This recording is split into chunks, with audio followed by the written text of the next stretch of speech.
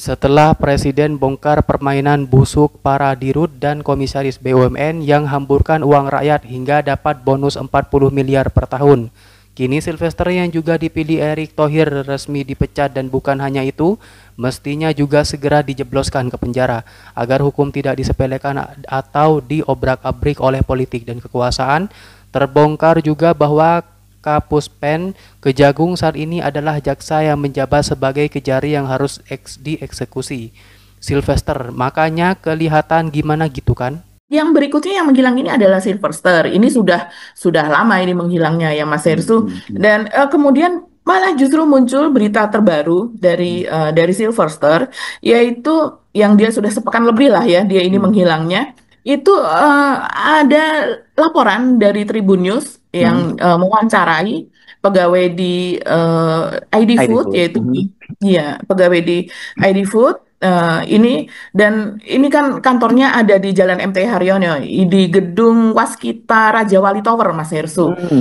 Kita suka lewat sana nih. Dan kemudian ini ada seorang pegawai ID Food yang mengaku tidak pernah melihat Sylvester itu berkantor di Waskita Raja Wali Tower tersebut gitu. Jadi memang tidak ngantor gitu. Padahal dia ini kan diangkat sebagai komisaris sejak 20 Maret 2025. Jadi dari Maret itu April, Mei, Juni, Juli, Agustus, berarti sudah hampir 5 bulan ya dia menjabat sebagai komisaris di ID Food begitu.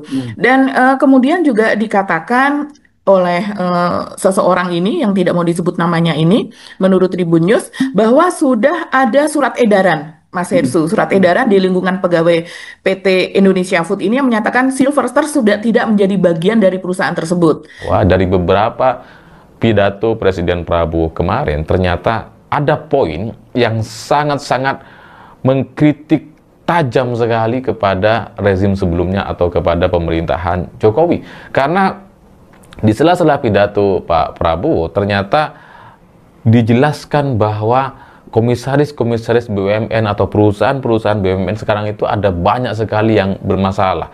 Ada banyak sekali komisaris-komisaris yang sebenarnya itu tidak diperlukan. Oh, yang sampai 6, katanya sampai 8 komisaris per perusahaan, dan itu sebenarnya bisa diefisiensi atau bisa dipotong sampai 4 atau setidaknya lebih sedikit dari apa yang sudah berjalan selama ini. Dan yang mengejutkan kita semua, Presiden Prabowo secara jelas clear sekali mengatakan bahwa ada tantim atau katakanlah bonus tunjangan atau bonus uang yang diterima oleh komisaris-komisaris BUMN yang nilainya itu bisa mencapai 40 miliar rupiah. Meskipun si komisaris ini sebenarnya rapat atau kerjanya itu cuma sebulan sekali. Jadi ada orang komisaris rapat sebulan sekali, tapi di ujung tahun, setiap akhir tahun, tantimnya mendapat sampai 40 miliar rupiah. Ini adalah sebuah kritik yang sangat tajam sekali kepada praktek-praktek komisaris di rezim Jokowi sebelumnya ya. Tapi pihak pegawai tersebut mengatakan bahwa sudah ada, tapi berupa fotokopi, Mas Hensu. Jadi dia tidak bisa memperlihatkan kepada media begitu. Dan kemudian juga ini kalau yang saya lihat ini ya, ada juga. Ini rupanya security, ya security yang diwawancara begitu, yang dia mengatakan bahwa ada aksi demonstrasi sempat di depan ID Food itu, yang saya rasa ini dilakukan oleh teman-teman aktivis ya. Nah, tapi dia pun juga mengkonfirmasi bahwa Sylvester ini jarang sekali berkantor di situ. Dia hanya melihat beberapa kali saja. Ya kan sebulan sekali kan kata Pak Prabowo, para minimal komisaris satu kali berkantor, ikut rapat. Minimal satu kali ikut rapat itu sudah memenuhi kewajiban sebagai seorang komisaris. Luar biasa. Sudah layak dapat gaji, dapat tantiem dan sebagainya sebelum dihapus Pak Prabowo ya. Betul. Wahai para jaksa, lantas apa yang kalian banggakan dengan seragam coklatmu itu? Dan jelang HUT RI, seminggu atau 10 hari lalu, banyak pejabat yang teriak-teriak melarang kita mengibarkan bendera One Piece. Disebut melecehkan merah putih lah, dianggap merendahkan bendera negara lah, dinilai menyalahi UU lah, halah pret in. Ini perkara Sylvester, kok kalian pada diem baik? Gak ada tuh yang teriak-teriak minta jaksa menemukan ini terpidana. Tuh Menteri Hukum, Menkumham Pas, sampai kepolisian, nggak ada berani-beraninya buat nangkep si Sylvester. Jadi warga negara Indonesia beneran nggak ada harga dirinya. Lah yang ngerti soal hukum saja, pada nggak gerak sama sekali, menjarain orang yang sudah divonis salah. Oke lah bila si terpidana sudah mengajukan PK atau peninjauan kembali, dan bukankah menyidangkan kasus itu masih tanggal 20 besok? Sekarang baru 17 Agustus loh. Kedudukan Sylvester ini ya rupanya sangat-sangat penting ya Mas Hirsu. Coba kita lihat lagi apa berita terbaru tentang Sylvester, yaitu bahwa ternyata dia mengajukan PK itu tanggal 5 Agustus ya Mas. Tanggal 4 Agustus itu diumum kan kronologisnya seperti ini. Tanggal 31 Juli itu para aktivis termasuk pengacaranya Ahmad Khosiduddin kan unjuk rasa ke Kejaksaan Negeri Jakarta Selatan. Hari Seninnya tanggal 4 Agustus itu Kapus Penkum Anang Supriyatna menyatakan bahwa mereka sudah melakukan pemanggilan. Kejaksaan Negeri itu sudah melakukan pemanggilan terhadap Sylvester, tapi katanya Sylvester tidak datang, dan karena tidak datang ya katanya akan dipanggil paksa gitu kalau waktu itu penjelasan dari Pak Anang Supriyatna. Dan yang menariknya ternyata Pak Anang Supriyatna ini adalah Kejari Jakarta Selatan pada waktu putusan itu inkrah dari tanggal 2019. Iya. Kata dia waktu itu sempat dipanggil itu menghilang, kata Pak Anang Supriyatna, tapi terus keburu COVID. Informasi dari Kepala Kejaksaan Jakarta Selatan yang diterima pada tanggal 11 Agustus dan terjadwal untuk persidangannya tertanggal 20 Agustus untuk persidangan permohonan PK dari saudara terpidana Sylvester. Bahkan ada yang mendapatkan tamtim sampai 40 miliar per tahunnya gitu. Luar biasa, berarti per bulannya itu sekitar 3 miliar sekian ya per bulan. Nah kemudian dia juga mengatakan bahwa kalaupun ada rapat, ini Sylvester biasanya itu mengikuti rapat itu secara virtual atau secara online. Jadi enak betul ya, tapi padahal dia datang hampir setiap hari secara offline di acara televisi. Jadi sebetulnya pekerjaan dia yang utama itu apa? Tupoksinya itu, tupoksi utama adalah tampil di televisi ya.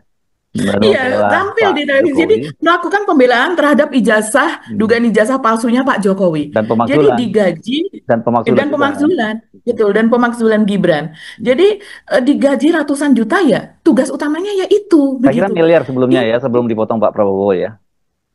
Iya, bisa jadi ya, bisa jadi miliar karena memang Edifood ini termasuk BUMN pangan yang besar.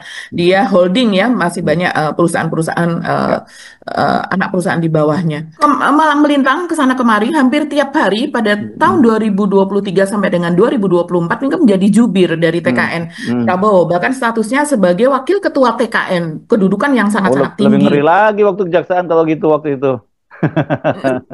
Ya. Karena harus diingat kan bulan September itu tanggal 6 September 2019.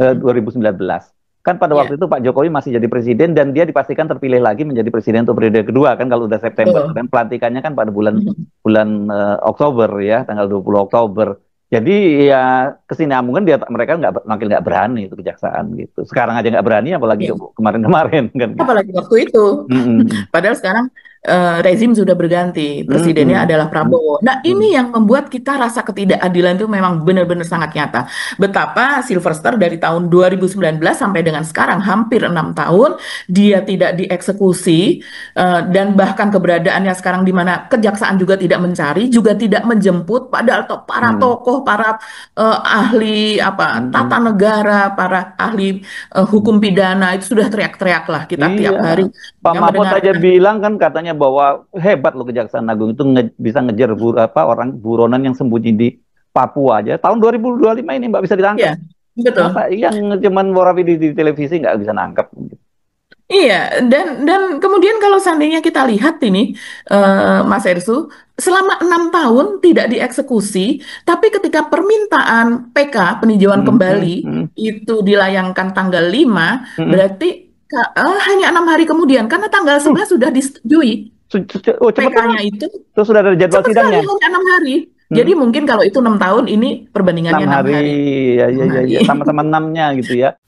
Dipilih Erick Thohir jadi komisaris, Sylvester Matutina jarang berkantor di ID Food sudah dipecat.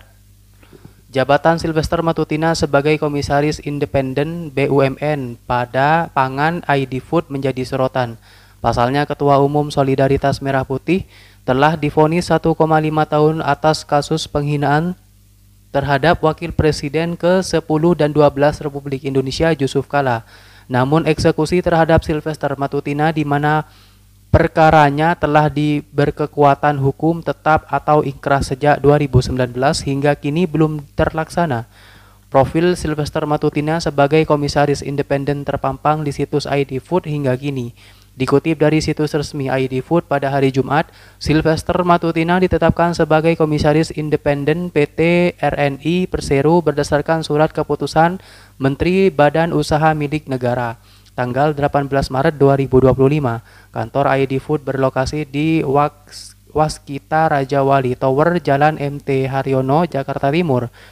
Sutarman, nama disamarkan, seorang pegawai PT ID Food, mengaku tidak pernah melihat Sylvester berkantor di Waskita Raja Wali Tower. Hal itu dikarenakan ruang kerjanya berbeda lantai dengan Sylvester.